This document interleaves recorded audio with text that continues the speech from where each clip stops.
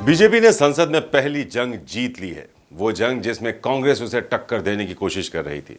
अब एनडीए ने ओम बिरला के नाम का प्रस्ताव रखा तो विपक्ष ने लोकसभा उपाध्यक्ष का पद देने की मांग की, लेकिन एनडीए ने इसे खारिज कर दिया। गुस्सा विपक्ष ने अध्यक्ष पद के लिए अपना उम्मीदवार के सुरेश को बनाया। स्पीकर के लिए विपक्ष ने वोटिंग की मांग की, जिसे खारिज कर दिया गया और ध्वनि मत से ओम बिरला को लोकसभा स्पीकर चुन लिया गया। नमस्कार, मैं हूं संजीव चौहान। हमारी इस खास पेशकश में आप सबका स्वागत है। तो लोकसभा अध्यक्ष का पद तब ज्यादा खास हो जाता है जब सरकार गठबंधन की होती है और किसी एक पार्टी के पास बहुमत नहीं होता। ऐसे में स्पीकर का पद बेहद शक्तिशाली होता है। स्पीकर सांसदों की अयोग्यता तय करता है। दल बदल की स्थिति में स्पीकर का फैसला अहम है। लिहाजा बीजेपी ने अपनी पार्टी का लोकसभा अध्यक्ष बनवाकर विपक्ष पर पहली जीत तो हासिल कर ली। ये जीत इस मायने में खास है क्योंकि 2009 के बाद देश को नेता प्रतिपक्ष मिला है। राहुल गांधी देश के नेता प्रतिपक्ष हैं, साथ ही देश का विपक्ष भी ताकतवर हुआ है। बीजेपी को इस बार 63 सीटों का नुकसान हुआ है। तो ये सारी जानकारी इसलिए क्योंकि बीते 10 सालों में स्पीकर के पद और पावर पर इतनी चर्चा कभी नहीं हुई जितनी 2024 में हो रही है। तो आपको इस एपिसोड में हम बताएंगे कि 18वीं लोकसभा में बीजेपी के लिए खुद का स्पीकर होना कितना जरूरी था। लेकिन उससे पहले ये जान लीजिए कि स्पीकर के पद को लेकर देश में अब तक का इतिहास क्या रहा है। तो आमतौर पर सहमति से ही लोकसभा स्पीकर और डेप्यूटी स्पीकर चुनने की परंपरा रही है। सरकार चला रही पार्टी अपनी पसंद का लोकसभा अध्यक्ष बनाती है और विपक्ष को डेप्यूटी स्पीकर का पद दे दिया जाता है। हालांकि 2014 और 2019 में ऐसा नहीं हुआ।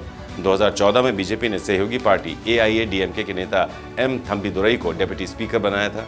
2019 में डेप्यूटी स्पीकर बनाया ही नहीं गया। संसदीय मामलों के जानकारों का कहना है कि ये लोकतांत्रिक प्रक्रिया है। संविधान के आर्टिकल 93 के मुताबिक सदन लोकसभा स्पीकर का चुनाव करेगा। नियम के मुताबिक स्पीकर के चुनाव के लिए सदन में प्रस्ताव लाया जाता है। पहले ध्वनि मत होता है, अगर डिवीजन होता है तब वोटिंग कराई जाती है। आमतौर पर चुनाव नहीं होता है। इसमें कानूनी तौर पर कोई बड़ी दिक्कत भी नहीं आती। वहीं डेप्यूटी स्पीकर का पद विपक्ष को देने की परंपरा रही है। कभी कभी यह पद गठबंधन की सहयोगी पार्टियों को भी दे दिया जाता है। डेप्यूटी स्पीकर विपक्ष का ही हो ऐसा कोई नियम नहीं। भारत के संसदीय इतिहास में इससे पहले लोकसभा के स्पीकर चुनाव के लिए सिर्फ 2 बार ही वोटिंग हुई है। 1952 में पहले आम चुनाव के बाद लोकसभा स्पीकर पद के लिए चुनाव हुआ था। प्रधानमंत्री नेहरू ने GV मावलंकर के नाम का प्रस्ताव रखा। 16 सांसदों वाली CPI ने उनके खिलाफ एक अलग उम्मीदवार खड़ा कर दिया। दूसरी बार इमरजेंसी के बाद 1976 में स्पीकर पद के लिए चुनाव हुआ था। अगर वोटिंग होती तो देश के संसदीय इतिहास में यह सिर्फ तीसरा मौका होता जब लोकसभा स्पीकर का चुनाव वोट डालकर किया जाता। तो बीजेपी ने ओम बिरला को स्पीकर बनाने का फैसला करके ये साफ कर दिया है कि सरकार जैसा पहले चलती थी वैसे ही अब भी चलेगी। वहीं कांग्रेस ने अपना कैंडिडेट उतारकर यह साबित करने की कोशिश की है कि विपक्ष अब कमजोर नहीं है। तो आपको अब बताते हैं कि स्पीकर का पद कितना ताकतवर है।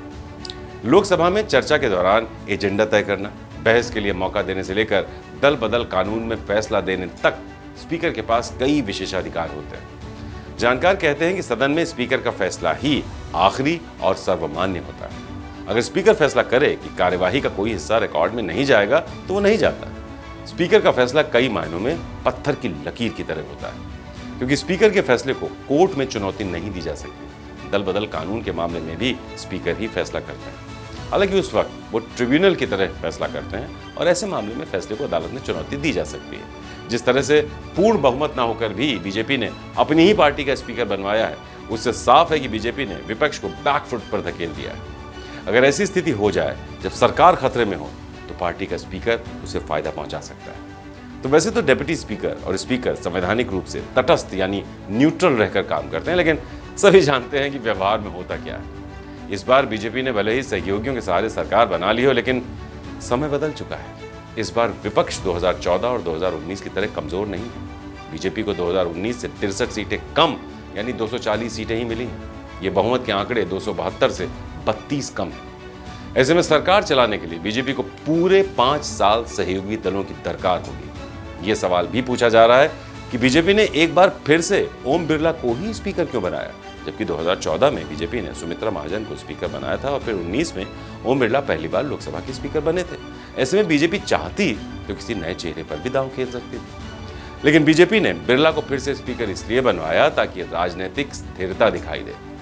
पीएम मोदी ने जो बड़े बड़े पोर्टफोलियोज थे जैसे गृह मंत्री, रक्षा मंत्री, ये सब नहीं बदले। राष्ट्रीय सुरक्षा सलाहकार और प्रिंसिपल सेक्रेटरी तक नहीं बदला गया। अब स्पीकर भी वही होगा। अपने फैसले से पीएम मोदी देश दुनिया को मैसेज देना चाहते हैं कि मोदी सरकार 3.0 पहले की तरह ही चल रही है, उस पर कोई बड़ा फर्क नहीं पड़ा है। ओम बिरला वही हैं जिन्होंने स्पीकर रहते हुए 17वीं लोकसभा के कुल 15 सत्रों में से 11 को समय से पहले स्थगित कर दिया था। साथ ही 17वीं लोकसभा में सबसे ज्यादा निलंबन भी हुए थे। निचले ऊपरी सदन दोनों में, यानी निचले और ऊपरी सदन दोनों में ही सांसदों के निलंबित होने के कुल 206 मामले सामने आए थे। वहीं अकेले 2023 के शीतकालीन सत्र में संसद में विरोध प्रदर्शन करने के लिए 146 सांसदों को निलंबित भी कर दिया गया था। ओम बिरला का डर विपक्ष को सता रहा है, जिसका जिक्र विपक्ष के सांसदों में दिखाई दे रहा है। ऐसी चर्चा आ रही है। लोकसभा में विपक्ष के नेता राहुल गांधी ने कहा है कि हमें विश्वास है कि विपक्ष को बोलने की अनुमति देकर आप भारत के संविधान की रक्षा करने का अपना कर्तव्य निभाएंगे। And we are confident that by allowing the opposition to speak, by allowing us to represent the people of India, you will do your duty of defending the Constitution of India. I'd like to once again congratulate you, Speaker Sir, and also all the members of the House who have won their election. Thank you very much. वहीं अखिलेश यादव ने कहा है कि लोकसभा के अध्यक्ष के रूप में आप हर सांसद और हर दल को बराबरी का मौका और सम्मान देंगे। जिस पद पर आप बैठे हैं, इससे बहुत गौरवशाली परंपराएं जुड़ी हुई हैं और हम सब यही मानते हैं कि बिना भेदभाव के आगे बढ़ेगा और लोकसभा के अध्यक्ष के रूप में आप हर सांसद और हर दल को बराबरी का मौका और सम्मान देंगे। निष्पक्षता इस महान पद की महान जिम्मेदारी है। आप लोकतांत्रिक न्याय के मुख्य न्यायाधीश की तरह बैठे हैं।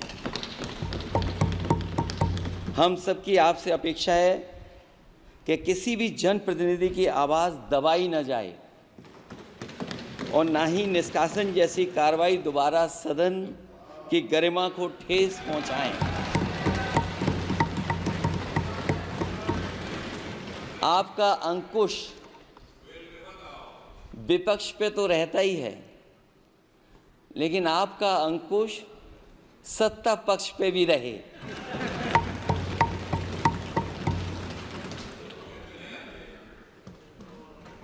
अध्यक्ष महोदय, आपके इशारे पर सदन चले, इसका उल्टा ना हो। हालांकि इस चुनाव के बाद विपक्षी खेमे में माहौल बदल गया है। कहा जा रहा है कि चुनाव के नतीजे विपक्ष की उम्मीद से काफी बेहतर रहे, लिहाजा विपक्ष मैसेज देना चाहता है कि मोदी सरकार मर्यादा और परंपराओं का पालन नहीं कर रही, जिसके जरिए आने वाले चुनावों के लिए एजेंडा भी सेट किया जा रहा है। वहीं कांग्रेस ने स्पीकर का कैंडिडेट खड़ा करके अपना विरोध दर्ज कराया है। कांग्रेस समेत विपक्षी गठबंधन जताना चाहता है कि वो 2014 और 2019 की तरह अब कमजोर नहीं है। उसके पास संख्या बल भले ही स्पीकर बनाने लायक ना हो, लेकिन चुनाव लड़कर विपक्ष अपनी ताकत दिखाना चाहता है। कांग्रेस ने दलित उम्मीदवार आगे करके ये संदेश देने की कोशिश की कि बीजेपी दलित सांसद को स्पीकर नहीं बनने देना चाहती। कांग्रेस ने दलित समाज से आने वाले मल्लिकार्जुन खड़गे को पार्टी अध्यक्ष बनाया था। इससे पार्टी को लोकसभा चुनाव में फायदा भी मिला। कांग्रेस चुनाव खत्म होने के बाद संविधान के मुद्दे को जिंदा रखना चाहती है, क्योंकि कांग्रेस का संविधान कार्ड भले ही उसको सत्ता दिलाने में नाकाम रहा हो, लेकिन पार्टी को पहले से कहीं ज्यादा ताकत इसी मुद्दे की वजह से मिली। कहा जा रहा है कि नेता प्रतिपक्ष का पद भी इसी मुद्दे की वजह से कांग्रेस को हासिल हुआ है। 99 सीटें जीतने वाली कांग्रेस को लगता है कि यह मुद्दा बीजेपी की दुखती रग है, जिसे बार बार छेड़ने से पार्टी को फायदा होगा और कांग्रेस का खोया हुआ जनाधार फिर वापस लौट आएगा। बहरहाल ओम बिरला लोकसभा के स्पीकर चुन लिए गए हैं। वही हुआ जैसा बीजेपी चाहती थी। 240 सीटों वाली बीजेपी ने अपना स्पीकर बनवाकर यह जता दिया है कि संख्या भले ही कम हुई हो, लेकिन पार्टी की ठसक पहले जैसी ही है।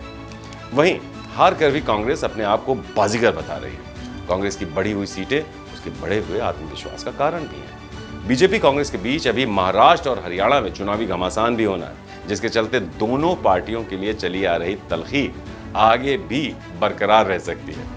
तो ऐसे में किसकी अकड़ ढीली होगी, ये न आने वाले विधानसभा चुनाव के नतीजे ही तय करेंगे। बहरहाल हमारी इस खास पेशकश में इतना ही। जल्द होगी आपसे मुलाकात। नमस्कार। यूपी की हर खबर देखने और उनसे अपडेट रहने के लिए हमारे चैनल श्रेष्ठ यूपी को सब्सक्राइब और लाइक करें। साथ ही बेल आइकन को दबाना ना भूलें, जिससे हमारे हर वीडियो की जानकारी आप तक पहुंचती रहे।